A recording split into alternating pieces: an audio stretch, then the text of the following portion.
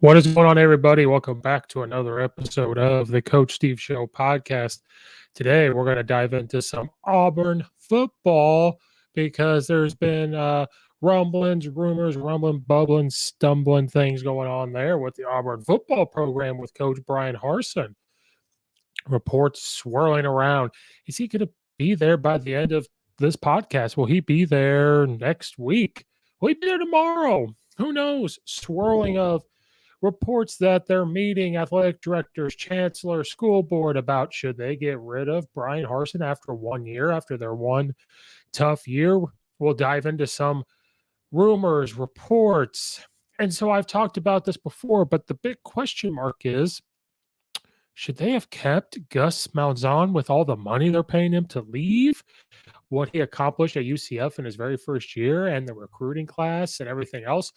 We're going to dive into that today on the Coach Steve Show podcast. Before we dive into all of that, make sure you hit the like button and the subscribe button on the Coach Steve Show YouTube channel.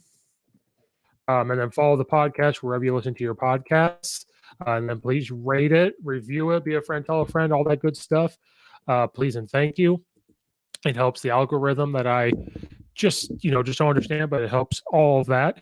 You could find the podcast also on Colorcast. It's a app only on Apple. I believe it'll get to Android sooner rather than later. It's a commentary sports app where you can commentate games. You can have live podcasts like I'm doing now. We're currently live on YouTube. We're live on the Facebook page. The video is up on Twitter, live on Colorcast. So join us. Leave a comment in the comment section down below, all that good stuff. The podcast is also brought to you by Belly Up Sports Podcast Network. If you go to bellyupsports.com and check out all the podcasts and blogs on there, lots of good stuff for everybody. There's other things other than sports on there as well. So go check out all of that. The podcast is also brought to you by Coach Stone Football and his Back to the Basics books and drills. If you go to coachstonefootball.com and check out his Back to the Basics series, there's stuff on there for everybody, with all you coaches. We're in our off season, but we're going to start getting ready. Some are getting ready for spring ball. Some are going to get ready for the summer and everything else. And if you're like me, we're looking to get simple and get back to the basics. So if you go to coachstonefootball.com and check out everything there, you'll get books on everything from offense, defense. His very first book was over 500 pages of drills. So something out there for everybody. Please go check that out. Thank you, Coach Stone, for sponsoring the podcast. Okay. Like I said, we're live on Colorcast. We're live on YouTube. So if anybody watches, just be a part of it on Colorcast, be a part of it. Fun times. So we've talked about this before. I've had an episode. It's been a while. When you do podcasts, I'm up to 200 and some, almost getting close to 280, which is ridiculous. That's a lot of episodes. Kind of like another podcaster out there, that's kind of been the news. You kind of forget some of the stuff you say. And so you have to go back and try to fix, talk about whatever, that's a whole other thing for another time. But I've talked about this before. So I am not fully 100% educated on what is necessarily going on in this Auburn football program. Because as we've seen, reports from media outlets have been kind of incorrect, or they push things, the whole Tom Brady fiasco of him being going to be retired. Well, he ended up being retired, so the report was right, but I think it should have been done on his own terms. Adam Schefter is normally right on these things, but you've seen things like that. We saw reports of, certain people getting hired, like a Jim Harbaugh to the Vikings. It gets pushed that it's going to happen. Well, then it doesn't happen. Yeah, people can be wrong. People can get wrong information. Something can, it's said that way, and then it ends up being something completely different. So things change, but not just in sports. We're seeing this in normal news networks. We're seeing this everywhere, where it's more important to get facts pushed, or not, a story pushed out as quickly as possible and not be correct. Same thing with these podcasts. Like when we see a topic, like, if I see one, you try to get on and talk about it because it's conversational, whether you're not necessarily that it's going to happen, but it's conversation, especially if you have a podcast or something where there's two people. Me, I just come on here and ramble. I get to talk to some coaches here and there. I talk to people sometimes, but this is not like other podcasts, like, that we see in the news that they talk about. It's not quite like that. So these reports you have to take with a grain of salt, because I remember, and then it's more clickbaity where they have titles. And, for example, oh, so and so was talking about this. You have to click on it to see what it is. So now that place, oh my gosh, they had 1,000 clicks today. Well, then I'd rather see how long they were on there. They could click on it. I'd on there for 5 seconds and then there for 5 minutes. So we got to be careful on some of these headlines. So I have seen, like we have all seen, where people are meeting about Bryan Harsin, about him leaving, about getting rid of him. So you immediately have your curiosity, like the rest of us, perk up. Why is it talked about that he's going to be gone? What did he do? Okay. Now he had a rough first year. It was up and down. They ended up being 6-7.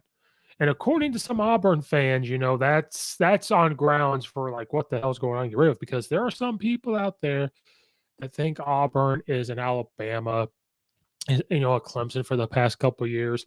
They think it's, this high prestige thing, which, yes, are they good at football? Yes. Do they have a history of football? Yes. Are they good at basketball this year? Yes. But Auburn, to me, has always not been associated with powerhouses. Now, of course, Alabama's had downtime. So in my lifetime, besides when they won the national title with Cam Newton, yeah, you're talking about, they're pretty good. And then throughout the years, they beat Alabama a couple times. So, yeah, they're there. They're in a tough conference. But I never have thought about Auburn being Nick Saban type of Alabama, a Dabo Sweeney type of Clemson, even Oklahoma's back in the day, even though they're now Auburn's in the SEC. They've had good football players throughout time. And this is not me destroying them, because I already know what's going to happen. Well, Steve, you're an Illinois fan. What do you know? Blah, blah. Well, I watch college football and I watch what people say about Auburn. And yes, we all strive to be winners in coaching. We want our teams to be winners. Okay. So when we talk about Auburn football, do we talk about winning? Is it just a average program? Is it a program that, can win some games, but it's just not always been consistent? Do they sneak away once in a while? We can go all the way back. So if we go back, we'll talk about one of their longest tenured guys in Tommy Tuberville, and he got there in 1999. Okay. 5-6, 9-4, 7-5, 9-4, 8-5. Then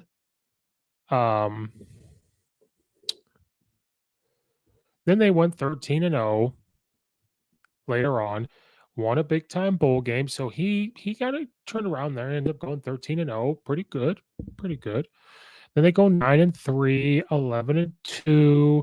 Then they go 9-4, and then they go 5-7. And if I remember correctly, he was let go, which it could be argued because, you go 11-2, 9-4, 5-7. I've said many times, you've got to see progression. I've talked about with the Bears, even with like Illinois football, you got to start at some points in a progression. So like next year, if we start to continue to move up, we're going to be it's good. That's a good thing. So he's let go. He's done good things there from 1999 to 2008. Did pretty good. Okay. Then Gene Chizik shows up, goes 8-5. Then they go 14-0, win the national title. Now they won the title. That's kind of where I believe the turning point came, and they wanted to put Auburn up on this big time hill. But ever since that national title, right after that national title, they go 8-5. Cam Newton's gone. Okay, they go 8-5. They won the Chick-fil-A Bowl. Then Gene Chizik goes 3-9, and I believe he was fired. So it's kind of like the Ed Odron effect, where you win a title, and if you don't do something in a year or two, you're gone, which I don't agree with. Then what we're going to talk about. Then Gus shows up to Auburn. Very first year gets the BCS title game and loses. They go 12-2. Then they go 8-5, 7-6, 8-5, 10-4, 8-5. 9-4, 6-5, which ultimately led to him being let go. Well, he was 6-4, but the team went 6-5. But we're talking about the team, then we'll get to Gus. Then they went 6-5. Well, then, they got rid of him because, well, we're just kind of stagnant. We're not winning all these games. We're not winning the title. okay, but you got to realize you're going up against decent LSU teams at the time. Then you have now Texas A&M coming in. You have Alabama, Florida's around at that time. Like, so you have these good, decent teams. So you got to look at that. Then you got to look at it from, well, you're the stepchild in the state. And I'm sorry about that. You are not Alabama. Okay. You are second team in that state to Alabama. And that's what happens. No matter who takes that job, unless Nick Saban goes there, you're not going to get the Alabama type of recruits that Nick Saban or the type of players Alabama gets. It's just not going to happen because you can't tell me a kid that gets offered by Alabama and Auburn unless they just really, really, really want to go to Auburn and they feel like they're going to play quicker, they'll go. But if they get both, they're going to go to Alabama. And I'm sorry, that's just what happens because Nick Saban's got that thing rolling. So you've got a lot of Auburn people that treat Auburn like they're Alabama sometimes.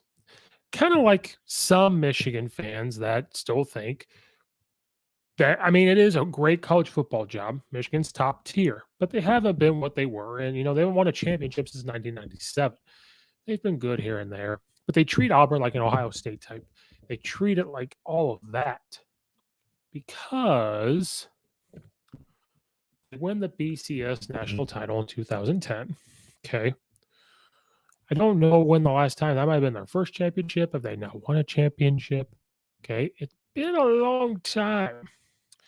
So they put them out, Auburn on this pedestal type of thing. Which, okay, you're fans. You want to put up there. You're not going to sell for mediocrity.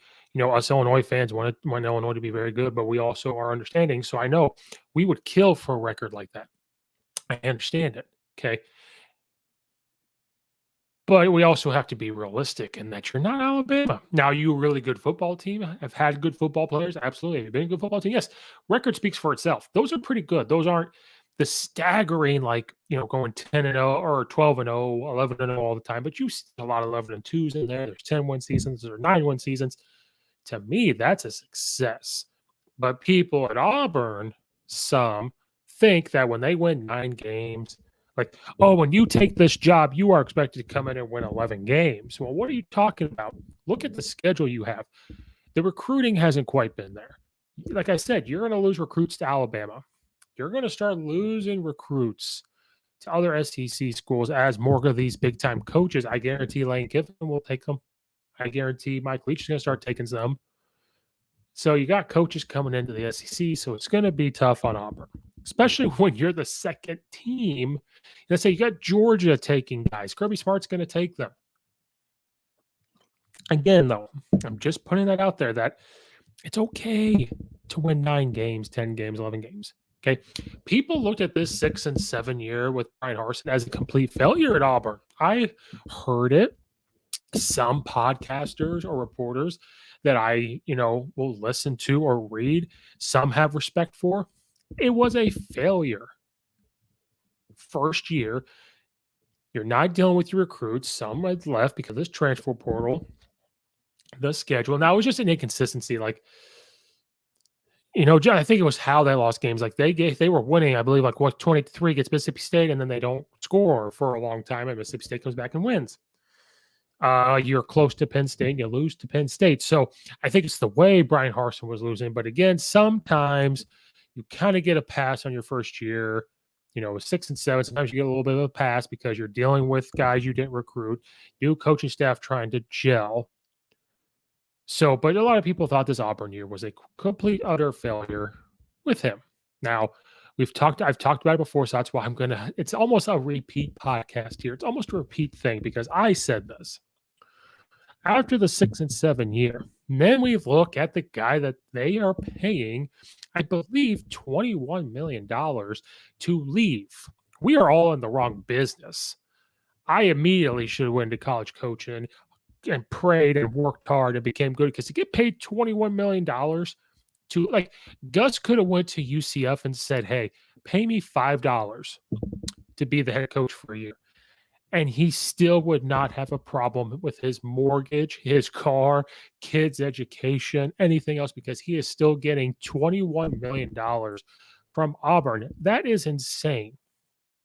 Same thing with Ed. He's getting paid like, what was it, $18 million? Or I might have this flip flop. But they're getting paid outrageous amounts of money to not coach there.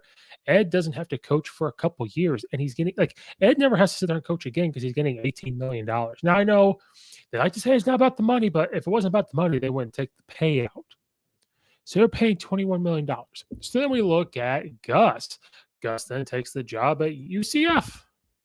Good football school. Good football school. Now, it's not the SEC, but he had to deal with a lot of injuries this year. Okay. New place, having to learn his system. Okay. Even though their system similar-ish to what's been there the past couple of years, they will run some zone. They run a lot of gap scheme. You'll see some buck squeeze, but a lot of RPO stuff. Gus wants to do that. Okay. Gus is trying to be reborn here at UCF. Whether he wants to get back to a big-time SEC's, whatever.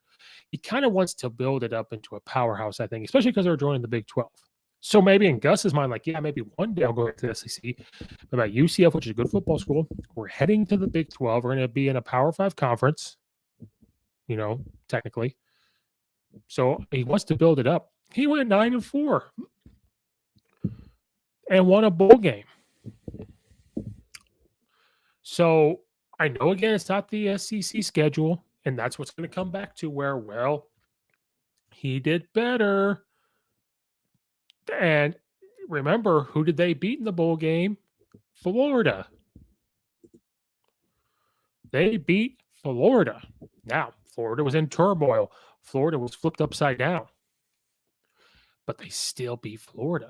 You're UCF. That shouldn't happen. You shouldn't beat them. So, to me, Gus had a better year this year as a head coach. And now the excuses are they're both going to new schools. Okay. You're both dealing with recruits that you shouldn't have before. Okay. But one had an SEC schedule. So I already know it's going to come back and say, well, look at the schedules and all that stuff. Fine. But you look at the competition they're playing. It's Auburn. You're telling me that they're up here, and no matter what, they need to win and they need to do this. And some are about it, some are not. Now, am I saying Bryan Harsin's a bad coach? No. Things happen. Bo Nix got hurt later on. The offensive line wasn't producing and this and that. So there are things, like I said, it's the first year, so we shouldn't say it's an absolute failure. There are reasons to what happened. Now, as a coach, you got to figure it out. So then you have to think, okay, we went 6-7. We had all these things happen. Going into year 2 should be fine, right? That's what we think. Well, then, before any type of these reports came out, talked about the recruiting class. And people are complaining about the recruiting class. Some people have left the portal. They didn't sign so many players. Whether what I'm looking at is right or wrong. It was 247sports.com, Auburn 2022 commits. National rank is 18. Last year they were 18. SEC rank, though, is 8, so that's not good apparently to them.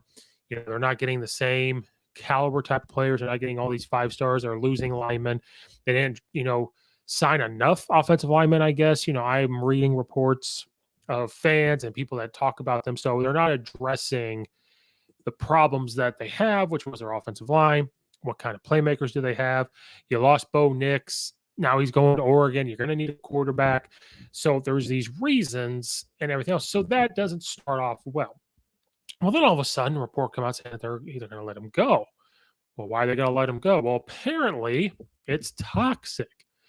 It's a toxic place to work, I guess. And I guess there might be some things that are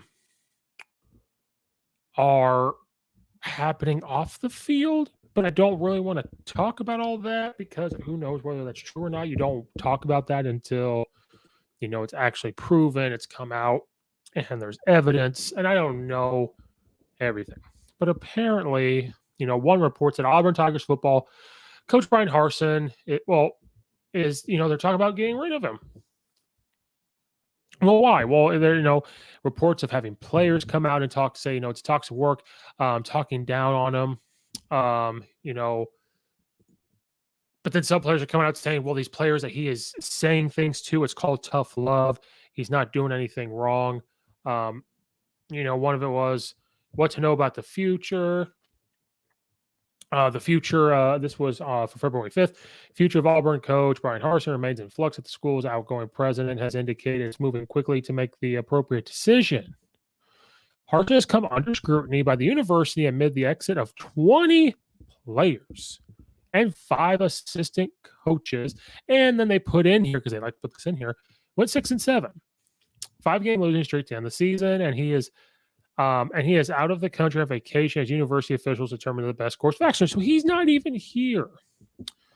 The looming decision is a rare case of university question a first-year head coach's tenure by publicly declaring at the school, according to outgoing president Jay Gog, is trying to separate fact from fiction and rumors and speculation. This move puts Auburn in an unusual predicament, even for a school that has built a reputation for unorthodox leadership and emotional decision-making when it comes to the beloved football program. But then Harsin did come out, he's on vacation. He'd come out and said he plans on not going anywhere. Then Harsin also told ESPN he was not informed by anyone in athletics or university administration before leaving for vacation that his job is in jeopardy. No, nothing was said to me about any of this, Harsin said. I get here to his vacation, and all these rumors out there are, and my phone is blowing up. All I can tell you is that nothing has changed with me. We're working to getting this program where we all want it to be, and that's where my focus is going to remain until I am told otherwise. If somebody out there is trying to create a narrative for their own interests, I can't control that. The decision on Harsin's future is expected to come within days from the university, not athletic leadership, sources told ESPN. So it's not the athletic director, it's going to be the school. Athletic director Alan Green hired Harsin. The move was viewed as a win for the athletic department, fending off board or booster influence. That power dynamic appears to have shifted similar to what occurred with the firing of Gus in December of 2020. Decision sources came from the outside the athletic department because remember, Kevin Steele was the defensive coordinator, and boosters and the school board were pushing for Kevin Steele to become the head coach, get rid of Gus, promote him, and he was working with that. So when anyone hires Kevin Steele, I have to question because going behind the guy's back to do this. So this sounds to me like this does not sound functional. Does not sound functional at all. Auburn is always going to go through transition in leaderships and an industry source familiar with the school's inner workings. Therefore, there's no way to ever tell who is in control. Another source told ESPN that Harsin grew frustrated after the season when trying to get contract numbers finalized for assistant coaches he wanted to hire, and administrative officials wouldn't give him any answers on what he could pay or the structure of the deals. Harsin even requested to meet with the board of trustees to address salary pool questions. But the athletic director said that wouldn't be a good idea. Harsin's hands were tied, the source says. It's the head coach's job to hire assistants, and there are no answers from anyone. So it just sounds like a dysfunctional mess. When they did get rid of Gus, if you remember, the reports had come out that his defense coordinator had worked with the school board and these boosters to say, buy him out, I will become the head coach. So when you've got, and so what happens is, yes, athletic directors are in charge of athletics. They hire the head coach, and the head coach says, okay, I want to hire this guy, tells athletic director approves it, and it goes to the school board, and the boosters, or the board, they approve it because they trust athletic director's judgment. This sounds like they want to control athletic director and say, well, we want this to happen, so you do it. That sounds like a dysfunctional thing, number one. So from reading the report, it more sounds like the administration, the board, and the athletic department are the ones that are dysfunctional, not quite Bryan Harsin and the program from that article. So is the dysfunction coming from up top? So one, you're reading this report saying, well, Bryan Harsin, my God, like blah, blah, if you're talking about that. But there has also been reports from the players that they went to the board and they're going to people saying about Bryan Harsin having a toxic thing about how he talks to players. And some are saying it's tough love. Well, then what doesn't look good with Bryan Harsin either is the fact that you have coaches leaving. He had said they lost 5. Now, on the top of my head, you have your defensive coordinator leaving. You had your offensive coordinator leave. Then you hire an offensive coordinator, I believe, in November, December, and then within a month, resign saying for personal reasons. So now you have to go find another offensive coordinator. You're going to hire 3 offensive coordinators in your first year and some months of us being the head coach. So again, for one report, sounds like it's from the top that's dysfunctional. But you also got players going and complaining about how he is coaching. So I guess the question is, this toxic thing, what did he have to say to a player? And then it becomes he said, she said. And a lot of things, whether it's true or not, when you win, things get covered up. You don't hear anything about this from Dabo. You don't hear anything about this from Nick Saban. Now, you started to hear about it with Ed Ogeron because they started losing. But again, it's reports of whether it was right, wrong. But at the same time, where players necessarily weren't going and complaining. So if players are actually going to complain, it's one of two things. One, it actually happened. But if it actually happened, then why are other players coming out saying this did not happen?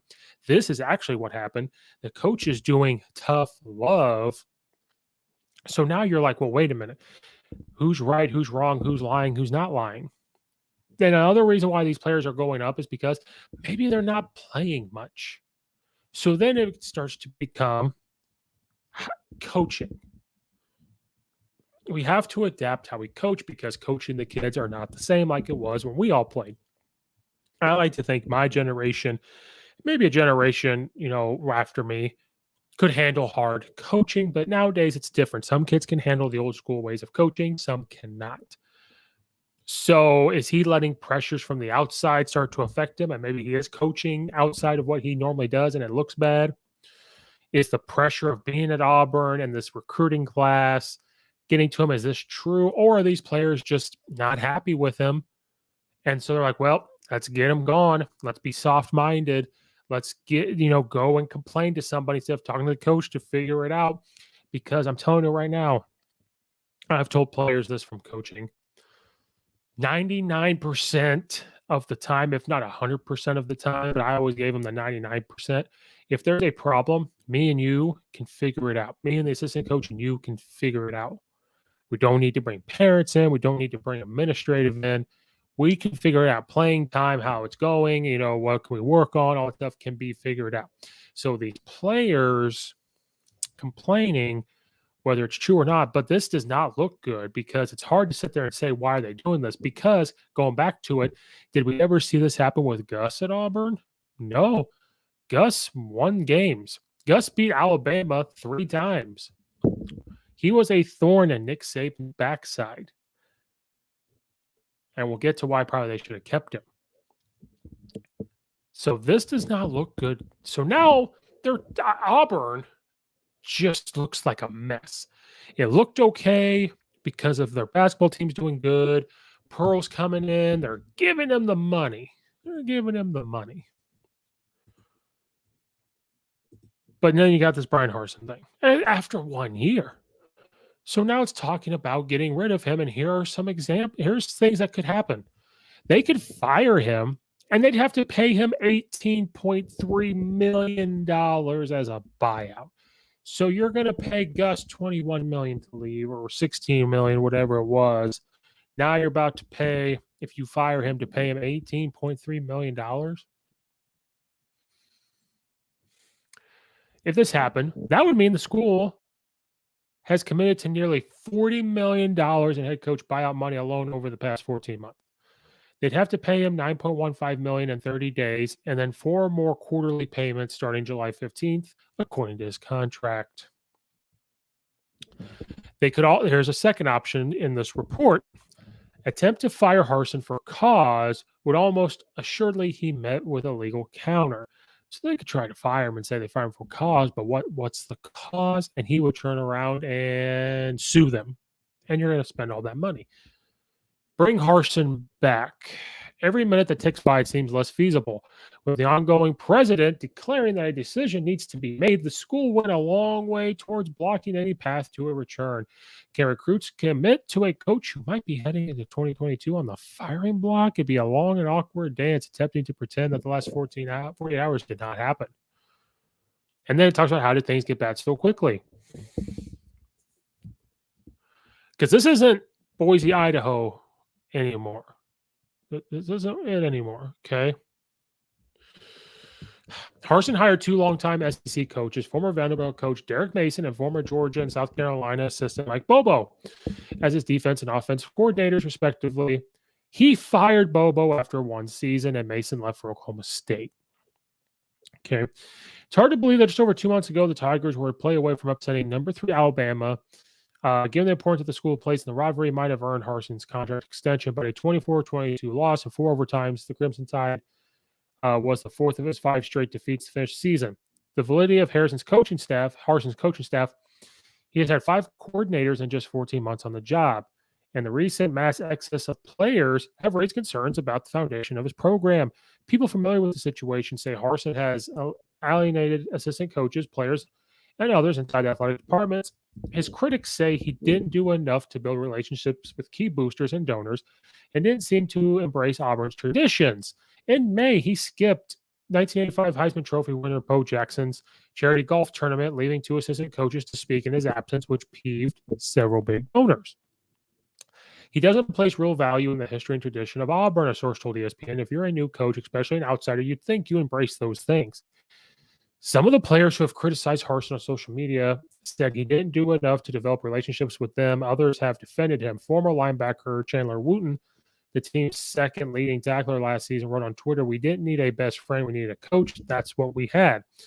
Harsin told ESPN earlier this week that any suggestions that he had poor relationships with the players or mistreated his players was drummed up by those on the outside trying to hurt the program. The people spreading that kind of thing aren't at Auburn and are trying to use it against us. There are always different reasons when players leave. Some players needed to leave because they were complete distractions. But players such as former safety Smoke Monday said Harsin hadn't done enough to get to know him and his family. In an Instagram live session on Friday, Monday said he's good, he wants to win. But you also need a coach that can understand where you come from. I came from nothing. He hasn't had one single conversation with my mother or my father. As a coach, how do you explain that? Former Tiger receiver Kobe Hudson, who transferred to UCF to play for Malzahn, commented on the same Instagram Live event. He's a dictator, bro. That is a dictatorship.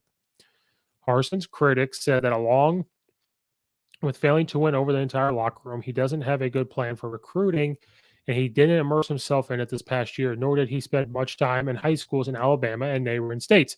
This past week, he skipped an event hosted by Georgia Athletic Coaches Association in Macon, where state championship winning high school coaches were honored. Georgia's Kirby Smarts, Tennessee's Josh Heupel, Florida State's Mike Norvell, and South Carolina's Shane Beamer were among the head coaches who attended.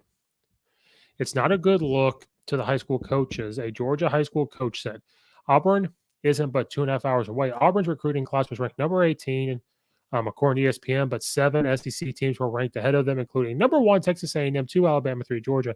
He doesn't work in recruiting. A longtime SEC assistant said he thinks he's going to outcoach people. That's not going to happen in the SEC. Those other guys can coach and recruit. So we have all these problems, and we talked about other reasons why. So if these reports are true, we're having a Dan Mullen situation, because Dan Mullen came out of Florida and said recruiting season, this is in season, recruiting season happens after. No, you recruit all the time. And I don't know if Bryan Harsin's like, well, this is Boise, Idaho, because he was head coach of Boise and did pretty well.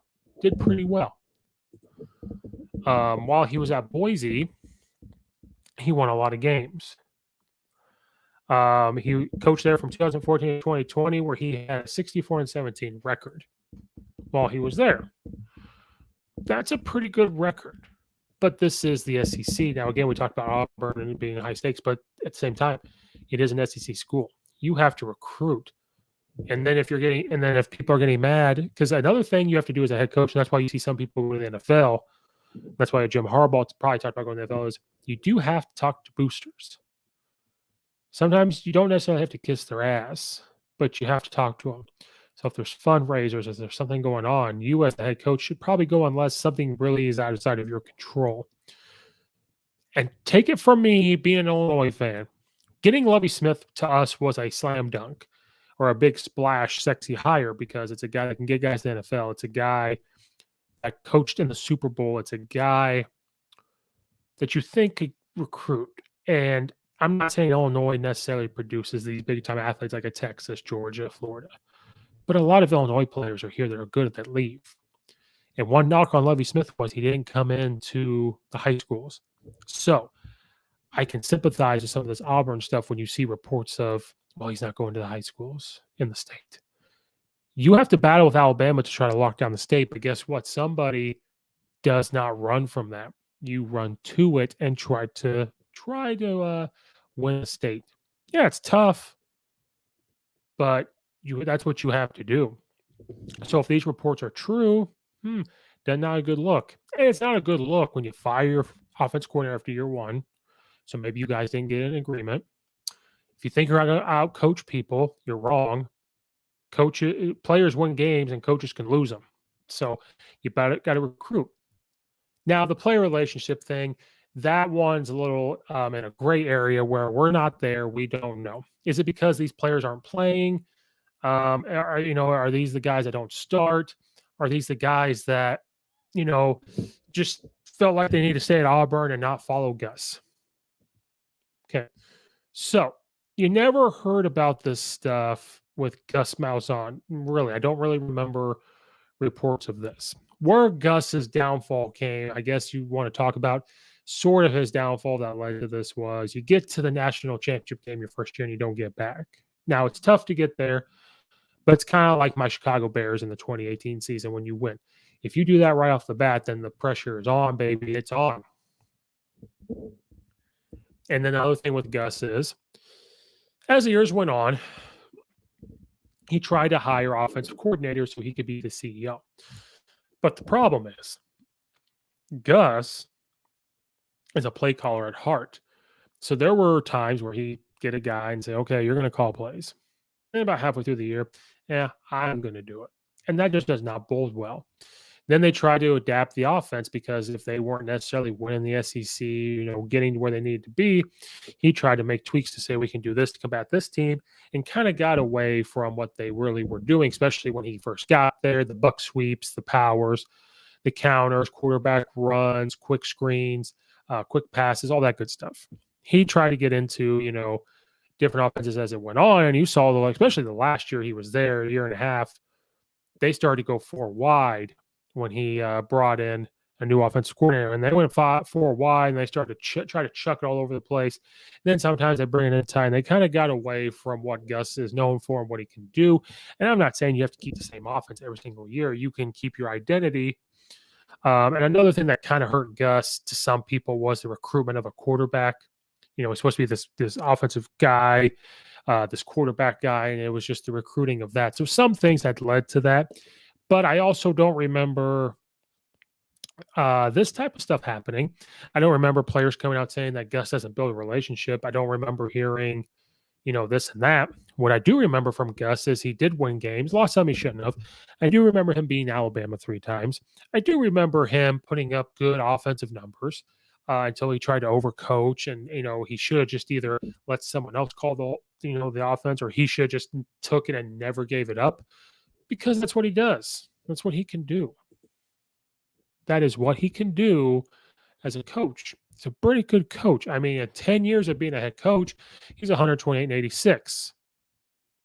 Again, if we want to look at the Auburn numbers, 12-2, 8-5, 7-6, 8-5, 10-4, 8-5, 9-4.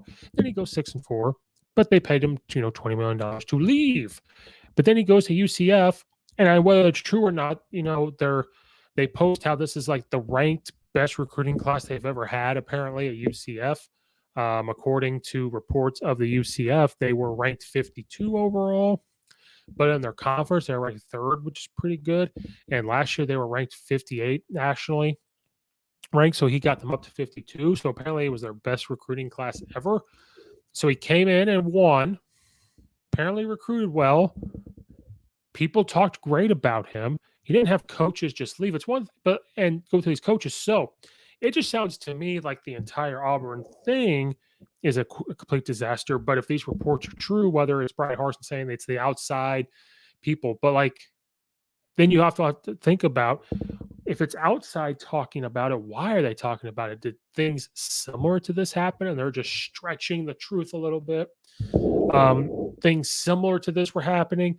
Did this actually happen because you're not building these relationships, because you're used to coaching at a smaller school where you had success, or maybe you didn't have to recruit as hard because surrounding high schools in that state can only go to probably Boise, and Boise, because they were established winning, oh, I want to go there. And it's a quote unquote easier conference. And like I said, the guy can coach. I remember watching him coach some games, especially against Washington State. They do good things. Do good things. So when you fire a coach after year one, what was the issue? Then you've got defensive guys leaving. And then you hire an offensive coordinator, and then he leaves within a month. That's not a good look on him. Not a good look on him. Unless they leave for a better job. But when you've got your defensive coordinator leaving for Oklahoma State, is that a better job? Maybe, because they're in the Big 12. But realistically, if Auburn, if you're supposed to be way up here, guys don't leave to go to Oklahoma State. They stay. Unless they're leaving to take a Division I job or a coordinator spot. People that leave Nick Saban take a bigger role somewhere. So if they're a wide receivers coach and someone comes along and says, hey, I want you to be the pass game coordinator, the offensive coordinator, they're going to go take it. If you're an offensive coordinator for Nick Saban and someone offers you the head football coaching job, you go take it. That's what they do. But Auburn, if you're supposed to be this up here, way up here, like you talk about, this doesn't happen where you have a defensive coordinator leave and go to Oklahoma State. So something is not going right in that program.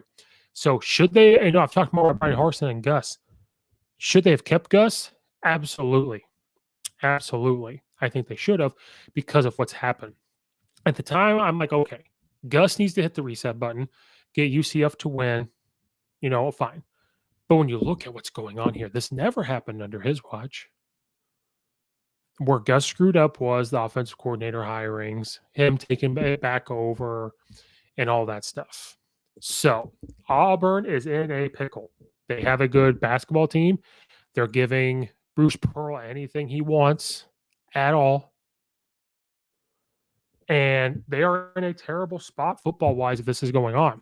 Because now they're on the verge of paying him $18.3 million to leave. And then if you get rid of him, what head football coach is going to – who are they going to hire? Are they just going to promote somebody? Is there a coach out there? Because right now, signing day just came and gone. You're heading into spring ball. Is there going to be a guy out there to take the job?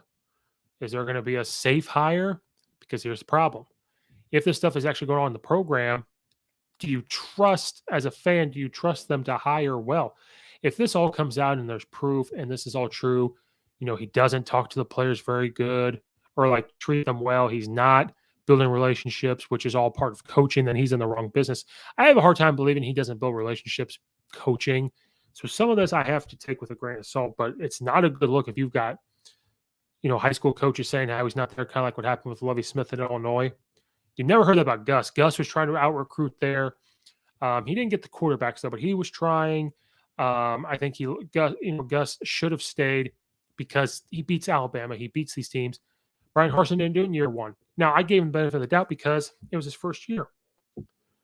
You're dealing with kids that you didn't recruit. You're dealing with a new program. You're trying to build this thing up and build, when they got rid of Gus, his wall had been built. So now Bryan Harsin for him is trying to build that foundation, lay that foundation. Then the next year, you're trying to build the walls. Next year, you're trying to put in doors and windows. And then if you're staying around and you're doing well, you start to add levels. And so I gave him the benefit of the doubt, saying they had a decently tough schedule. They had some injuries. Bo Nix got hurt later on. So these things just happen. They just happen. And so I gave him the benefit of the doubt. But these type of reports did not happen under Gus's watch. His worst year was the last year. The guy won. He beat Timberley. I mean, they probably did a few times to get blown out. So to me, they should have kept Gus because this type of thing should never happen. Doesn't happen. This type of stuff was never reported with Gus. Bryan Harsin has screwed up somewhere, but then it just sounds like it's an overall cluster. So maybe Gus dodged a bullet. But if they've got the school board, the Giants athletic director, what to do and all that, this is a disaster. Auburn football, you think you're up here. You are now down here because of the mess.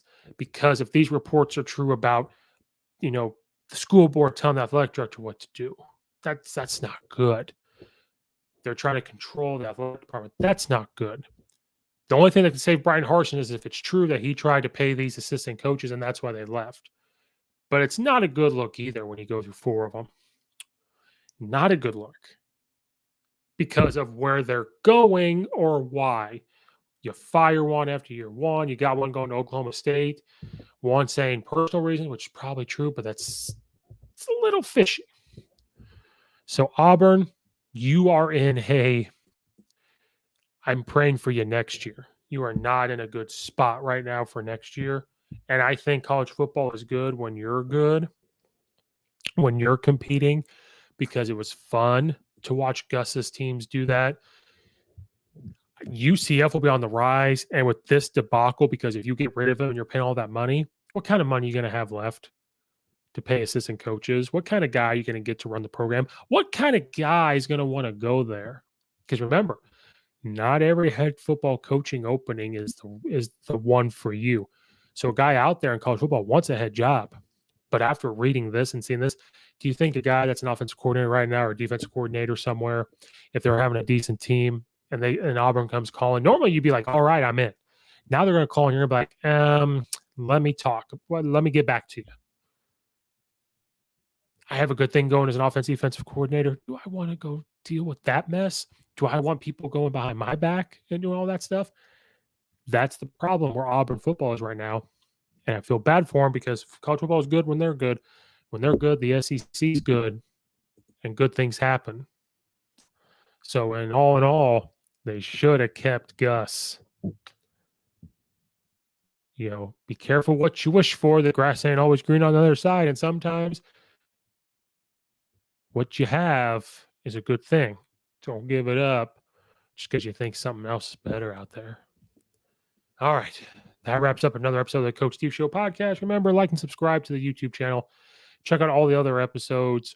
Check out all the affiliates in the description below. Wherever you listen to your podcast, follow it, rate it, be a friend, tell a friend, leave a review, all that good stuff.